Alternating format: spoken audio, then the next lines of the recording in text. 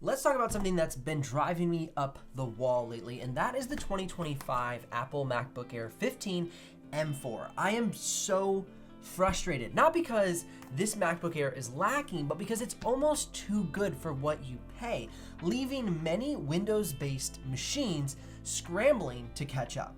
Now, I love the variety of form factors, designs, and specs that Windows devices offer. However, I'm watching Apple push forward with slim design, super long-lasting battery lives, high-end performance, ticking every box for the majority of users, while Windows OEMs still fight to match that balance of cost and quality. In this review, I'll walk you through what makes the Apple MacBook Air 15 M4 so good for the price, and why it forces me to admit that Apple once again sets a frustratingly high bar. Sure, there are some new chips on the Windows side, like the AMD Ryzen AI Max Plus 395, but they come saddled with higher prices and the tablet form factor that I personally don't find suitable for my daily workflow. Meanwhile, Apple's MacBook Air just keeps proving itself in real-world workloads without the typical premium Apple upcharge we're used to seeing. Now, I'm here to expose the reality why this laptop might be the right choice, even if you're a Windows fangirl or fanboy like myself.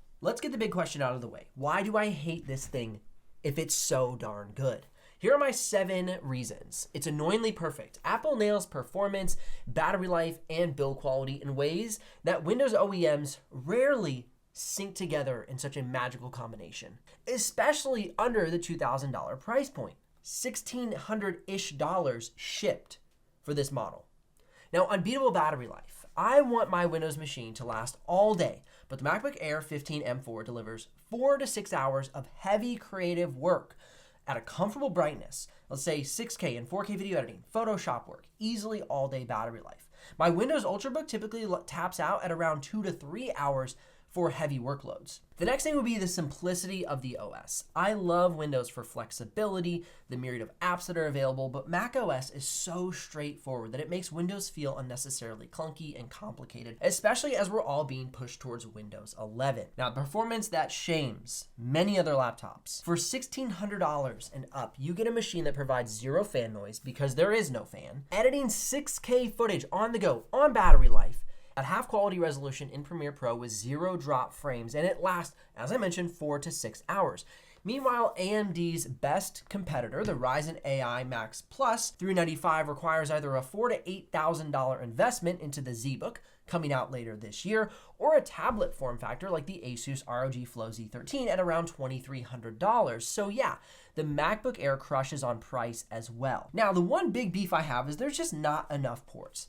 You know, this laptop comes with 2 USB Type-C ports, a headphone jack, and of course, the MagSafe charger. I really wish there was some extra port connectivity because it just feels so limiting. It feels inflexible. Now, I absolutely love this midnight blue finish. However, the issue I have is that it shows wear when I'm unplugging and plugging devices into this MacBook Air. And so I could not get that blue to remain really nice and crisp over a 9-month or 12-month period of time. It started to show wear. So if you're somebody who doesn't want to see wear on their device, I definitely recommend going for the classic MacBook Air silver color. Now, the reason being is it's going to wear and tear, but because underneath the silver is more silver, it will be much less noticeable. So that'd be my recommendation to you.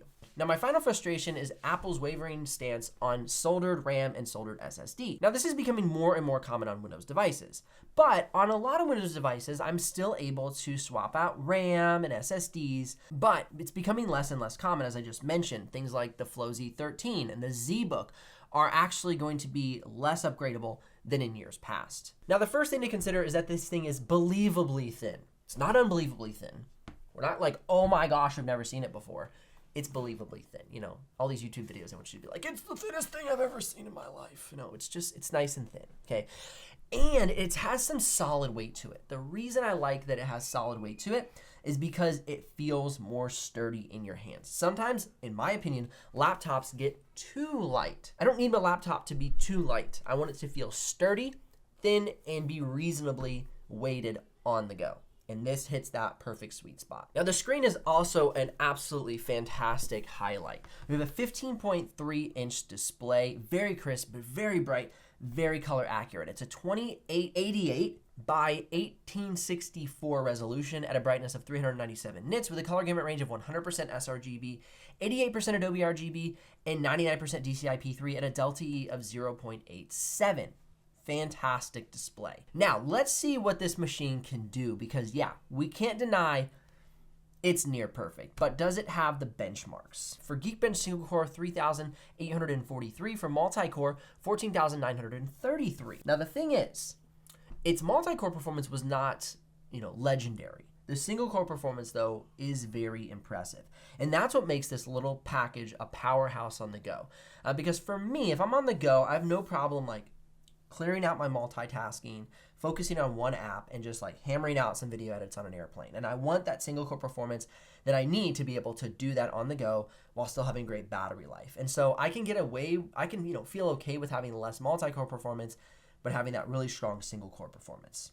Now, by comparison, many Windows laptops, a lot of the most common i7s or AMD Ryzen 7s, really struggle to match these single core performances of the M4. So it's crazy. Not to mention that this is all done with integrated GPU for the M4. This not only keeps the laptop more efficient, but it also lowers the price point. And it has on-par performance with a lot of gaming laptops with dedicated GPUs and absolutely crushes ultrabooks in the Windows category. Now, let's talk about my favorite real-world benchmarks. Okay, Puget Systems Photoshop, 10,573, just behind the M4 Pro. Now, one area that I was not overly impressed with was AI Denoise in Lightroom Classic. This is where something with a dedicated GPU or AMD's latest Radeon 8060S, the Strix Halo in the new Radeon AI Max Plus, beat out the M4 MacBook Air's 35 seconds.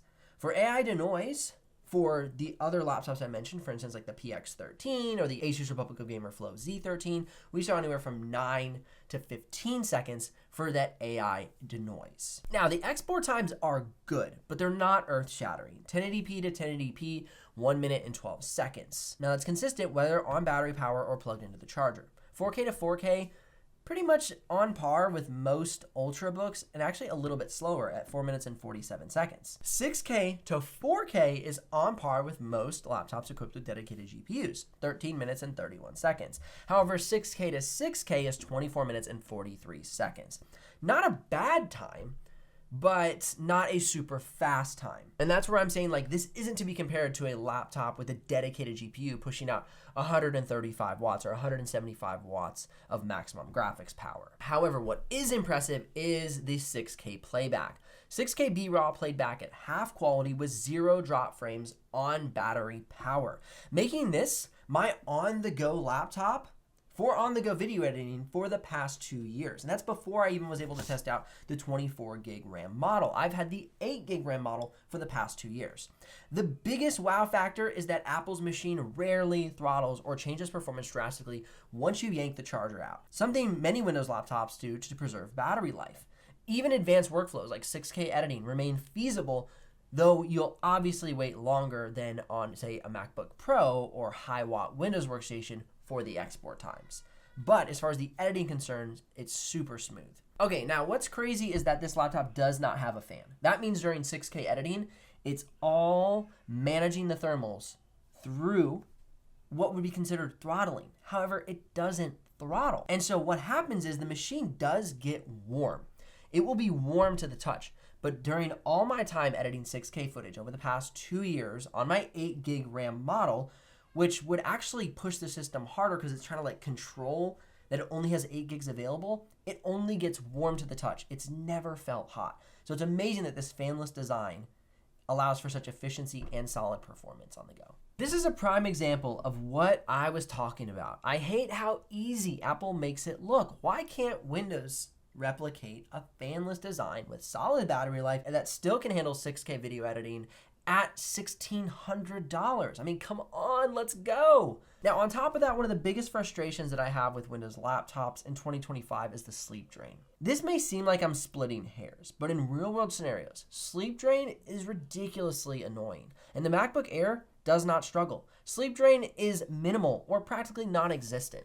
If you close the lid of the laptop overnight at 80%, you will open it the next day at 80%. maybe 79% if like while you were closing the laptop, it like dipped 1%. Windows laptops, more like 80% to 75% or 70% if you're lucky.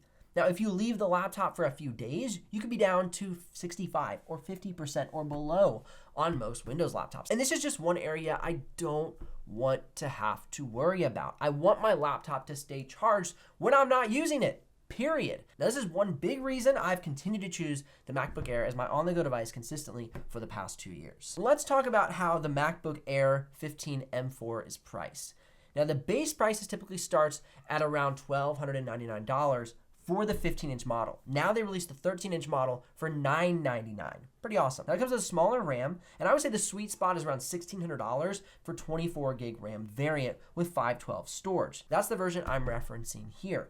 Now, despite my Windows, loyalty, I can't deny that $1,600 for a laptop that seamlessly edits 4K and definitely edits 6K on the go with zero fan noise is an extremely compelling deal. So if you have a budget of say $1,500 to $2,000, the MacBook Air might be at the top of your short list by default. Now, if you're curious about the exact pricing and availability of the MacBook Air, definitely check out the links in the description below. If you do make a purchase, I'll get a small commission, but at no extra cost to you. But of course, that's what keeps this channel alive and the helpful content coming your way. Now, the fact that Apple can do everything I've talked about at around $1,600 with 24 gigs of RAM is maddening. Windows OEMs struggle to hit that level of premium feel and performance at an equivalent cost. Some close calls are the Samsung Galaxy Book 5 Pro, the Asus ZenBook S16 OLED, and the Lenovo Yoga 9i. Those are the ones that I think are the closest competitors of this device. Now let's talk about Apple's keyboards. They have come a long way since the butterfly fiasco. Now this is the 2025 MacBook Air 15 Magic Keyboard, and it's very comfortable. Solid key travel, stable keys,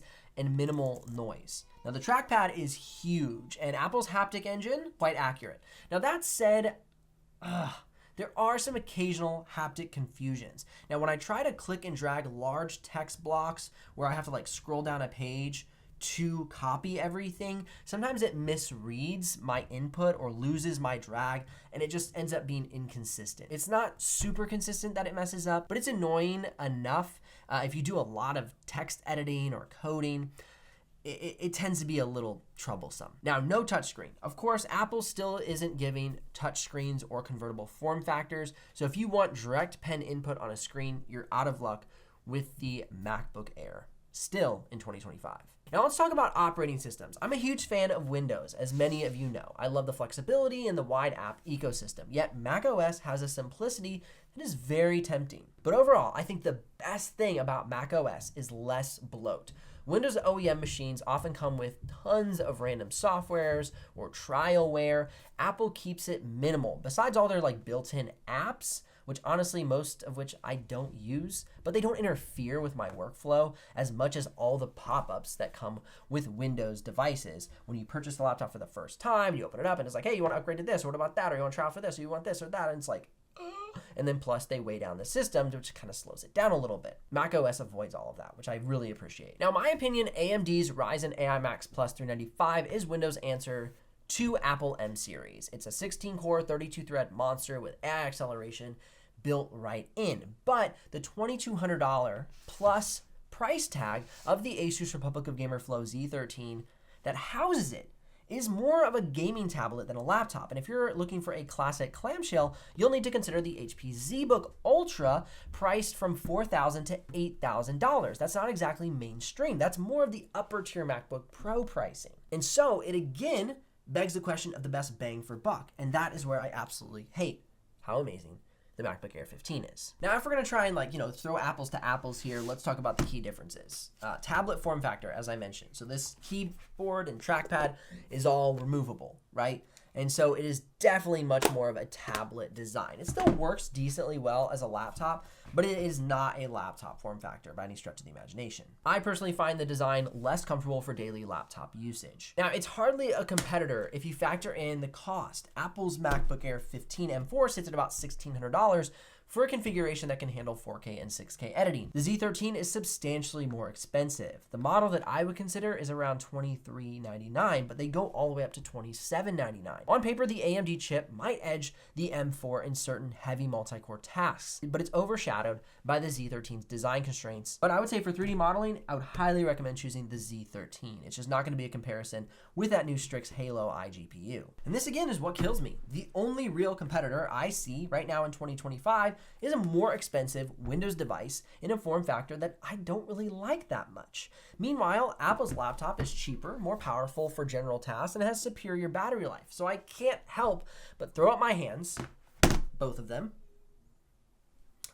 and wait another day.